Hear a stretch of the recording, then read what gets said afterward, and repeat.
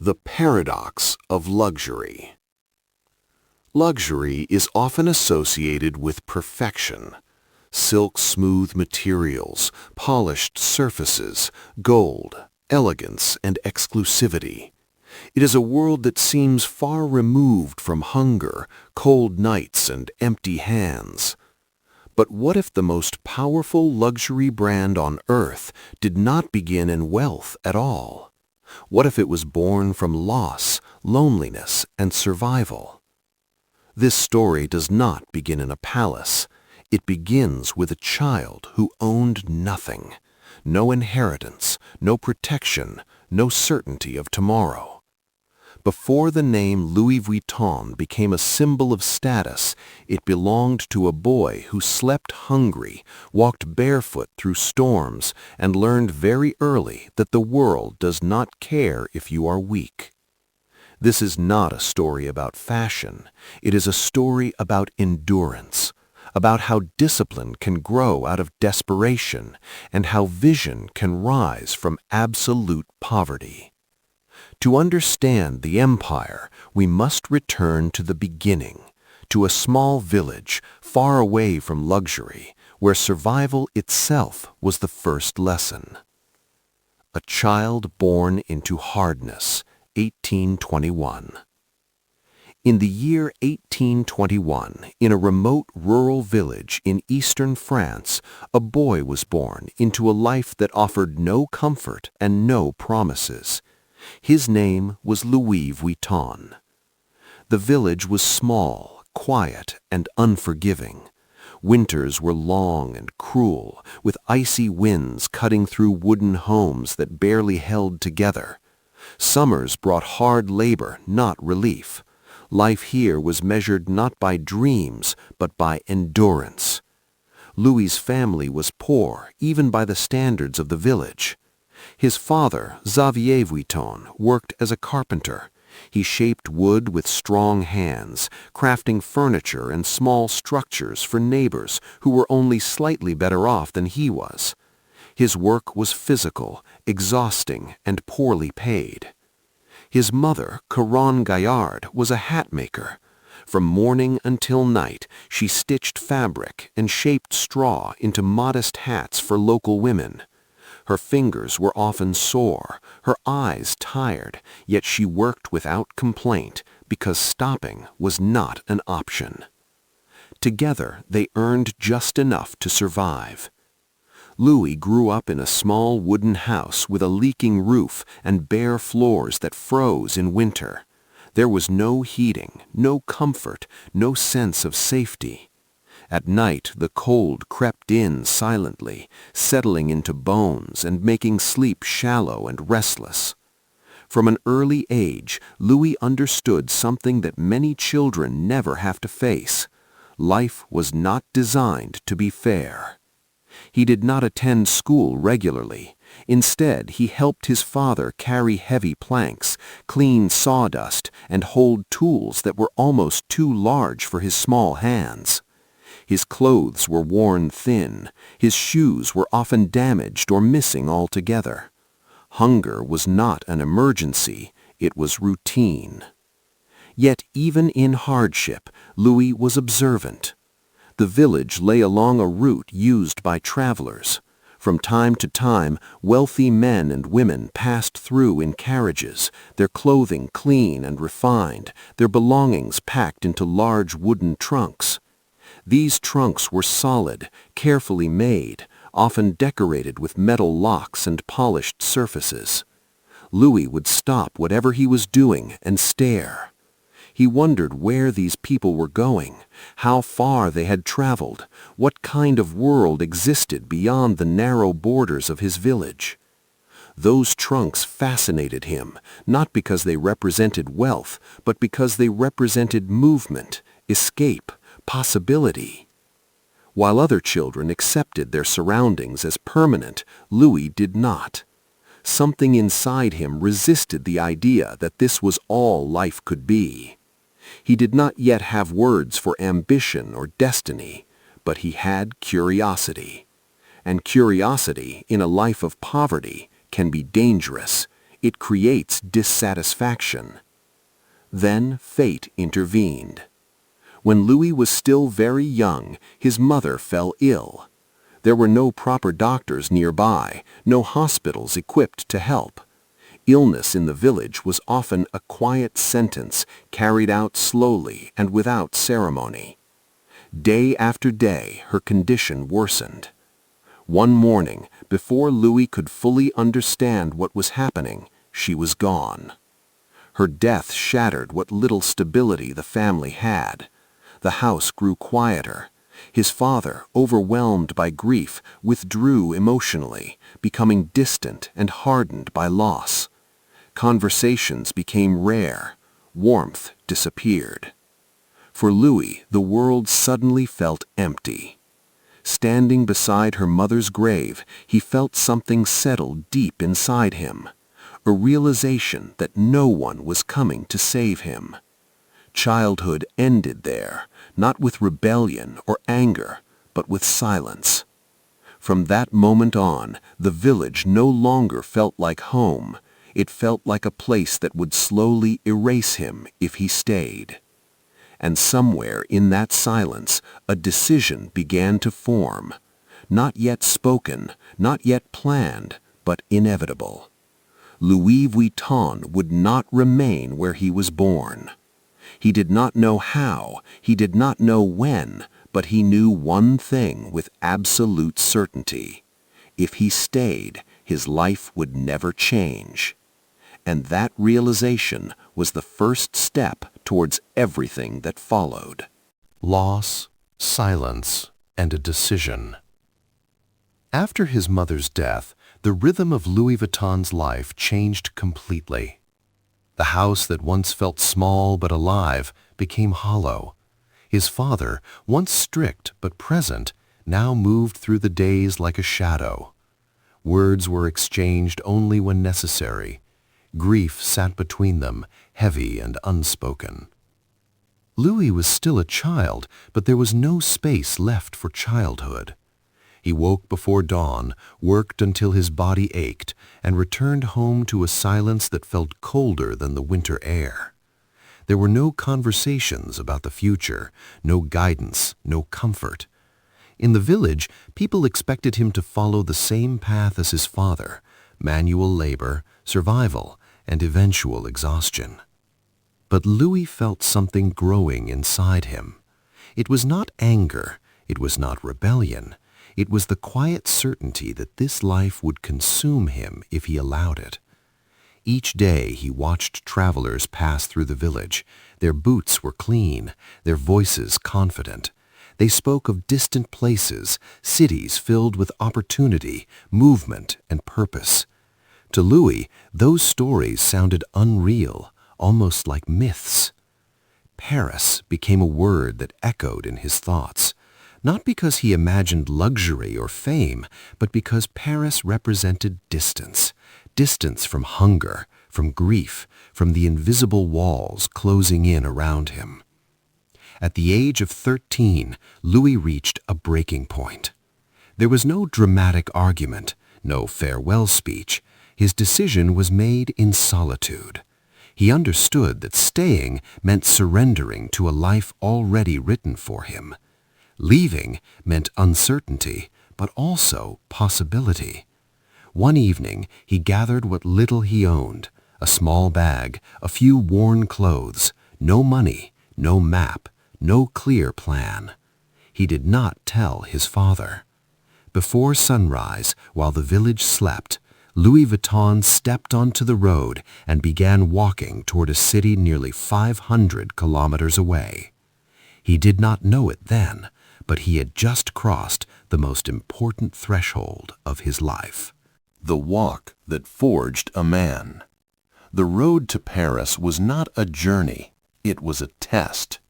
Louis walked through landscapes that seemed endless, forests that swallowed sound, dirt roads that stretched beyond the horizon, hills that drained his strength step by step.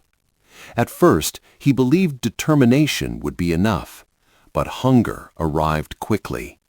There were days when his stomach burned so sharply it stole his breath. Nights when he lay awake under trees, wrapped in damp clothing, listening to the wind move through the branches above him. Rain soaked his clothes, cold crept into his bones.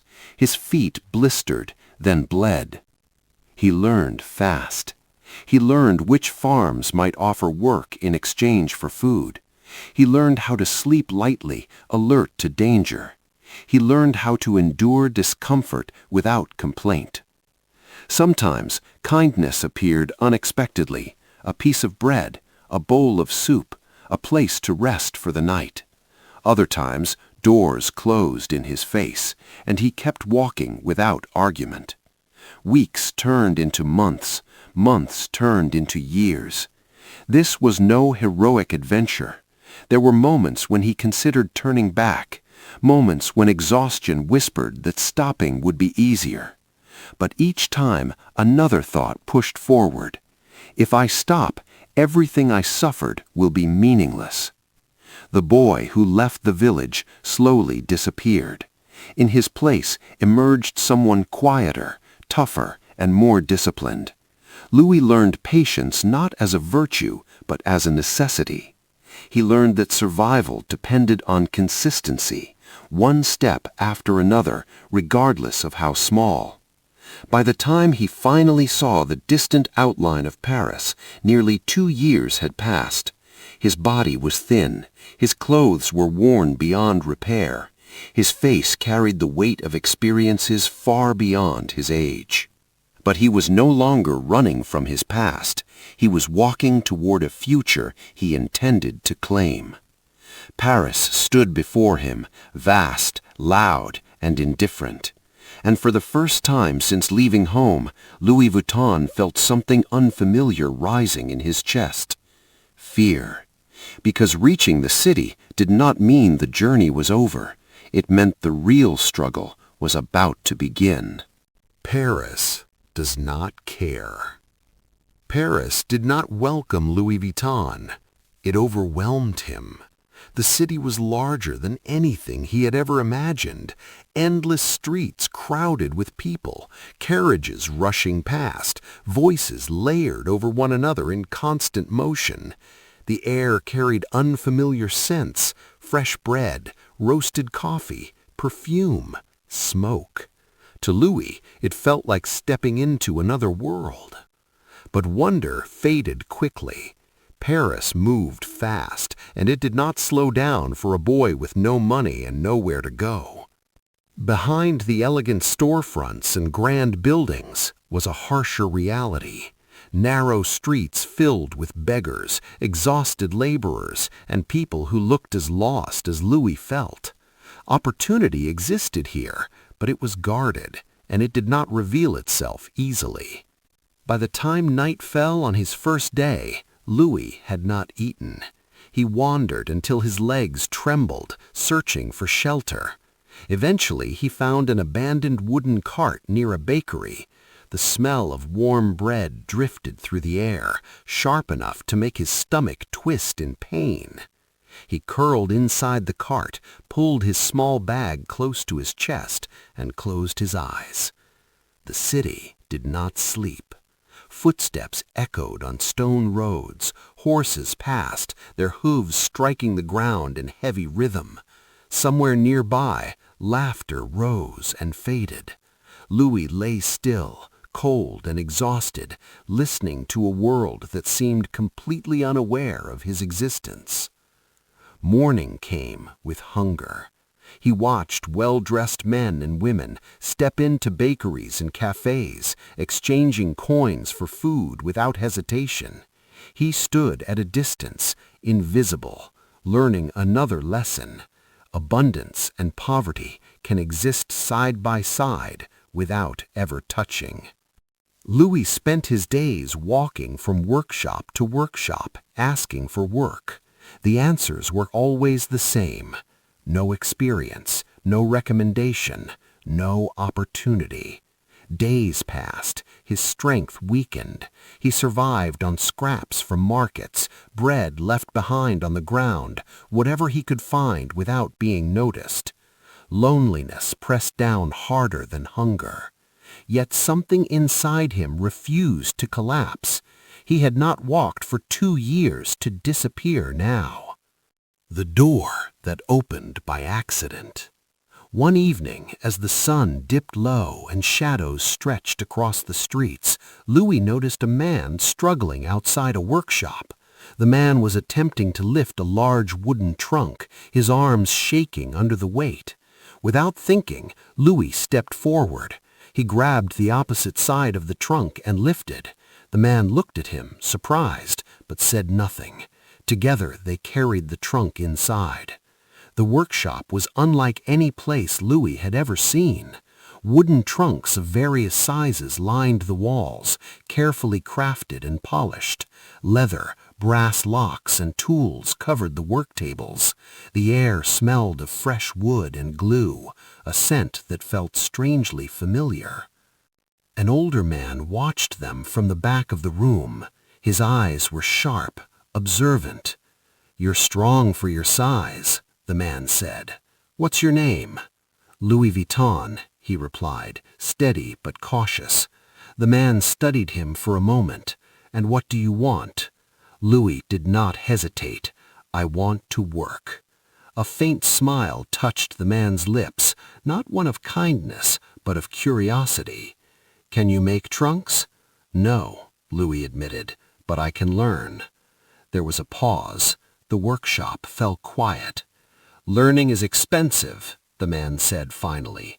"You'll work first. No pay. You watch, you listen. If you're useful, we'll talk later." Louis bowed his head. "Thank you." That night, for the first time since arriving in Paris, he did not sleep in the streets. He had found a place to stand. And although he did not know it yet, that single moment, helping lift a heavy trunk, had opened everything he would become. Obsession with craft. Louis Vuitton arrived at the workshop before sunrise every day. The building was cold in the mornings, the air thick with the smell of raw wood and adhesive. Tools lay scattered across the benches, saws, hammers, chisels, needles, and rolls of leather waiting to be shaped into something valuable. At first, Louis was not allowed to create anything. He swept floors, he carried materials, he cleaned scraps left behind by the craftsmen. The work was repetitive and physically demanding, but he did not complain. Compared to sleeping on the streets, this was stability. Compared to hunger, it was opportunity. But Louis did more than work. He watched. He studied how the craftsmen measured wood, how they selected materials, how their hands moved with precision and confidence. He memorized every step, every mistake, every correction. During the day, he absorbed knowledge in silence. At night, when the others had gone home, Louis stayed behind. He practiced alone. Using leftover wood and discarded pieces of leather, he tried to recreate what he had seen. His early attempts were rough, the edges uneven, the stitching imperfect. His fingers bled, his back ached. Still, he continued. Failure did not discourage him, it taught him. One evening, the workshop owner noticed something new resting on a workbench. A small wooden panel, carefully assembled, its lines clean and its stitches precise. Not perfect, but promising. "Did you make this?" the man asked, Louis's heart pounding. There was no praise, no smile. "Stay after work," he said simply. "I'll teach you." From that moment on, Louis's life became structured around mastery. He learned how to shape wood without wasting material, how to select leather for durability, not appearance, how to stitch evenly, tightly, without rushing. Months turned into years. The boy who once begged for food in the streets of Paris became a skilled apprentice. His movements grew faster, his decisions more confident. Other workers noticed. Customers began to notice. By the time Louis reached his early 20s, his reputation had quietly grown. Wealthy clients started requesting him by name. "I want my trunk made by Vuitton." He was no longer invisible. The Empress and the Revolution. One afternoon, a woman entered the workshop whose presence changed the atmosphere instantly. She was elegant, composed, and unmistakably powerful. Silk flowed from her gown, pearls rested at her neck. Her gaze moved across the workshop with quiet authority. She was the Empress of France, the wife of Napoleon III. The room fell silent. She had come with a problem. Traditional travel trunks, she explained, were heavy, impractical, and poorly suited for frequent travel. Luxury, in her eyes, should not be inconvenient. The workshop owner listened carefully, offering standard solutions. None of them satisfied her. Then Louis stepped forward. His hands trembled slightly, but his voice was steady. "Your Majesty," he said, "what if the trunk were different?" The room froze. He continued, choosing his words carefully. Traditional trunks had rounded tops that wasted space and made stacking impossible. Leather coverings added unnecessary weight. Travel had changed, but the trunks had not. What if, Louis proposed, the trunk had a flat top, lightweight wood, waterproof canvas instead of leather, elegant but functional? Silence followed.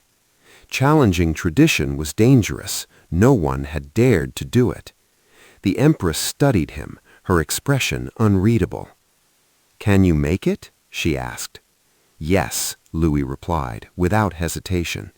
For weeks he worked without rest. He selected poplar wood, light but strong. He redesigned the structure to support stacking.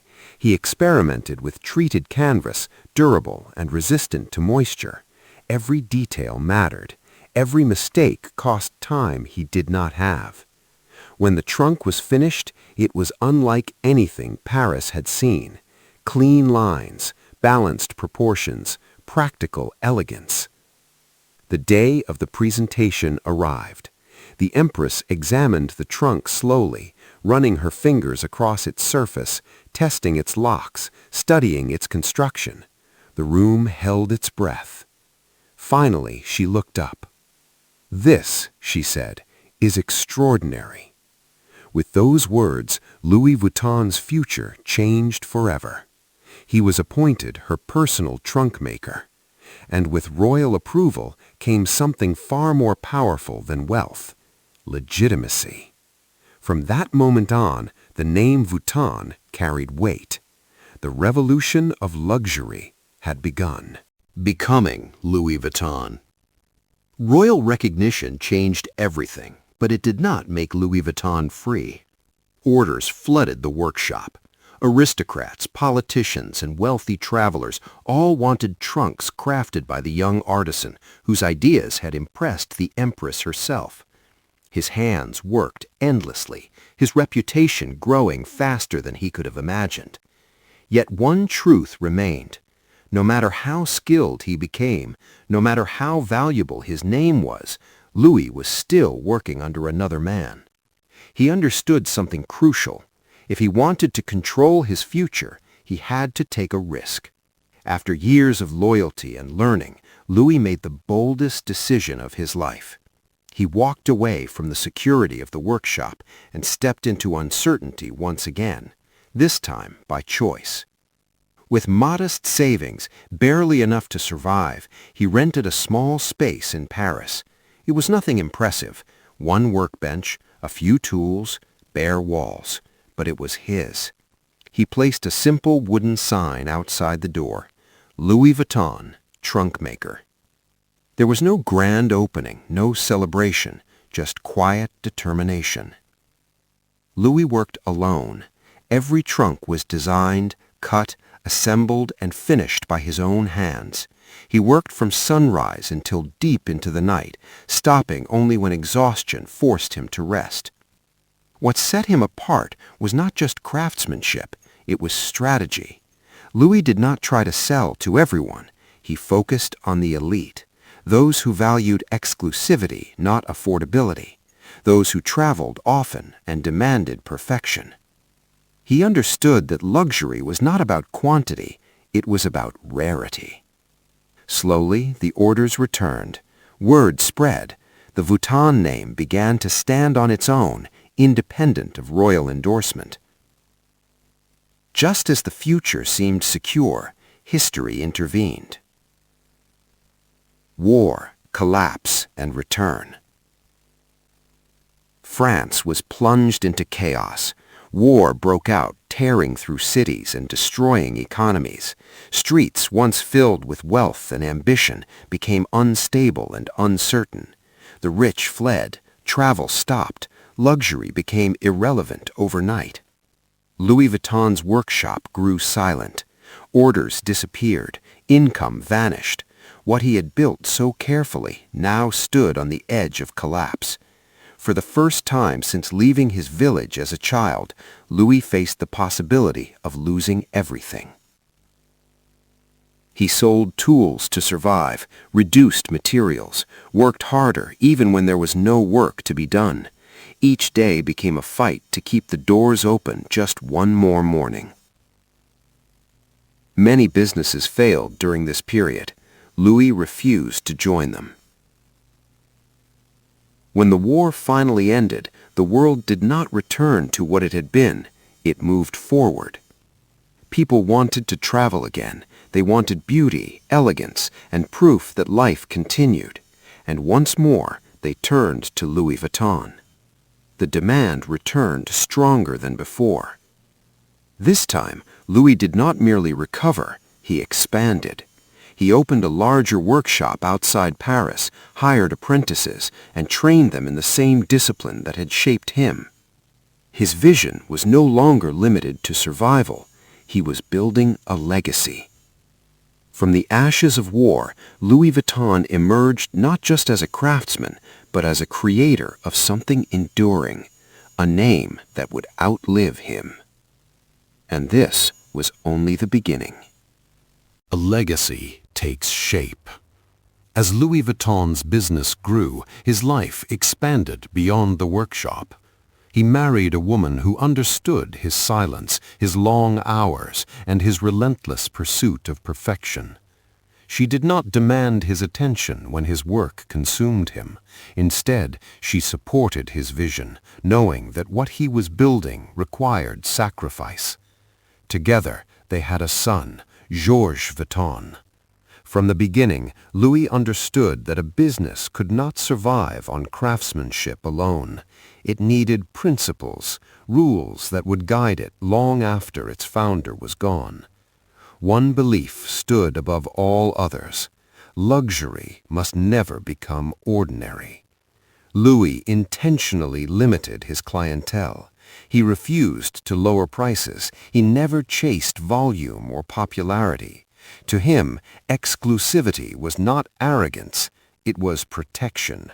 If everyone could afford his work, it would lose its meaning. His trunks became symbols of status. Owning one was not just about travel, it was a declaration of position in society. As the years passed, Louis spent more time shaping the future than enjoying the present. He missed family gatherings. He returned home late. His obsession with precision left little room for rest. But he believed in what he was building. When Louis Vuitton passed away in 1892, he left behind more than a successful business. He left behind a philosophy, and that philosophy would soon be tested. Protecting the name.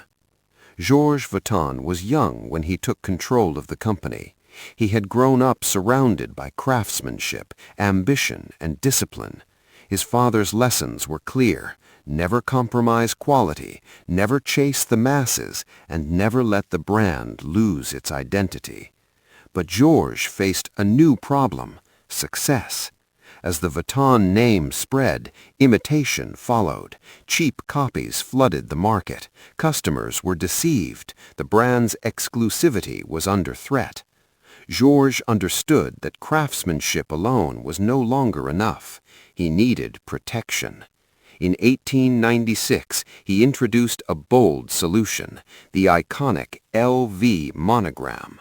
The interlocking letters, combined with geometric patterns and floral motifs, created a design that was instantly recognizable and difficult to copy.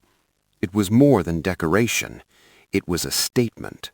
The monogram transformed Louis Vuitton from a respected trunk maker into a global symbol of luxury. It reinforced the idea that owning a Vuitton product meant owning something authentic, rare, and protected. Under Georges' leadership, the brand expanded carefully. New products appeared, smaller travel items, leather accessories, refined designs for a changing world. Yet the core remained unchanged.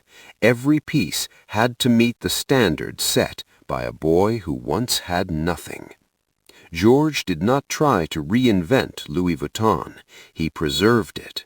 And in doing so, he ensured that the name would endure beyond one lifetime, ready to face a rapidly changing century. Becoming Louis Vuitton. Recognition from the royal court gave Louis Vuitton something powerful, but it did not give him freedom. Orders multiplied. Parisian elites spoke his name with admiration. His trunks were no longer just objects. They were statements of refinement and intelligence. Yet every piece he created still belonged to someone else's workshop. Louis understood a hard truth. If he remained an employee, his future would always be limited by another man's ceiling. So once again, he chose uncertainty over comfort. With modest savings and no guarantees, Louis stepped away from security and opened his own workshop in Paris. The space was small, almost fragile. Bare walls, a single workbench, a handful of tools. There were no assistants, no reputation yet attached to the door. Only a wooden sign, Louis Vuitton, Malitier. He worked alone. Every trunk passed through his hands from start to finish. He rose before sunrise and stopped only when exhaustion forced his body to rest. Mistakes cost him money he could not afford to lose. But Louis had something most competitors did not: clarity. He never attempted to sell to everyone. Instead, he focused on those who understood value: the wealthy, the influential, the people whose choices shaped desire itself. He believed that luxury must remain rare, otherwise it would lose its soul. Slowly, his name stood on its own. Then history struck again. War swept through France, collapsing economies and emptying cities. Travel stopped. Luxury became meaningless overnight. Orders vanished. His workshop fell silent. For months he hovered on the edge of ruin. But he had survived worse. When peace finally returned, the world wanted to move again. And when people traveled, they wanted elegance, safety, and reliability. They wanted Louis Vuitton. From survival, his business turned into expansion. From expansion, into legacy. The empire called LVMH. Decades passed, generations changed. What began as a single workshop had grown into a respected luxury house. But the world of wealth was evolving faster than ever. Luxury was no longer local, it was global. This transformation reached its peak under the leadership of Bernard Arnault. Arnault did not see Louis Vuitton as just a brand. He saw it as the crown jewel of a far greater vision. Through aggressive acquisitions and strategic control, he transformed Louis Vuitton into the central pillar of a new empire, LVMH. fashion, jewelry, cosmetics, watches, fine wines and spirits. Luxury was no longer a product, it was a system. Under Arnault's direction, LVMH expanded across continents, Asia, the Middle East, the Americas, while maintaining its aura of exclusivity. Prices rose, scarcity increased, desire intensified. The paradox worked. The more expensive Louis Vuitton became, the more powerful the brand grew. Today, LVMH stands as the largest luxury group in the world, valued in the hundreds of billions of dollars. Bernard Arnault himself ranks among the wealthiest individuals on earth. Yet beneath the scale, beneath the numbers, the foundation remains unchanged. Handcrafted excellence, controlled rarity, absolute refusal to become ordinary. From nothing to forever. It is easy to look at Louis Vuitton today and see only wealth. Runways, flagship stores, celebrities, private collections worth more than most homes. But that is not where the story begins. It begins with a child who lost his mother too early. A boy who walked hundreds of kilometers with no money, no shelter, and no promise of survival. Someone who learned discipline not from ambition, but from hunger. Louis Vuitton did not build an empire through luck. He built it through endurance, patience, and an uncompromising belief in quality. Every generation after him faced wars, economic collapse, imitation, and radical change. And every generation adapted without betraying the core. That is why Louis Vuitton is not just a brand, it is a lesson. That excellence is built slowly, that scarcity creates meaning, and that even the greatest empires can rise from absolute nothing if vision is strong enough to survive hardship. 170 years later, the world still speaks his name, not because of luxury alone, but because of the journey that made it possible.